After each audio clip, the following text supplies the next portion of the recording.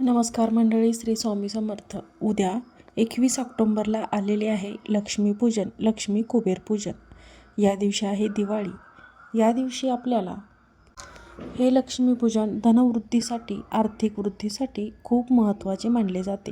आपल्या घरामध्ये कायम लक्ष्मीचा वास राहावा, आपल्या घरामध्ये अखंड लक्ष्मी प्राप्त व्हावी, यासाठी आपण जे काही उपाय या दिवशी करत असतो. कारण आपल्या घरामध्ये दारिद्र्य, जे काही नकारात्मक ऊर्जा आहे, नकारात्मक शक्ती आहे, ती कायमची आपल्या घरातून संपून जावी, यासाठी आपण लक्ष्मीपूजना दिवशी हा एक उपाय आपल्याला करायचा आहे. तर तो उपाय म्हणजे दिव्यामध्ये तुम्हाला ही एक वस्तू टाकायची आहे. लक्ष्मीपूजना दिवशी, लक्ष्मी कुबेर पूजना दिवशी तुम्हाला दिव्यामध्ये ही एक वस्तू टाकायची आहे. ही वस्तू तुम्ही दिव्यामध्ये टाकली तर तुम्ही करोडोंचे मालक व्हाल.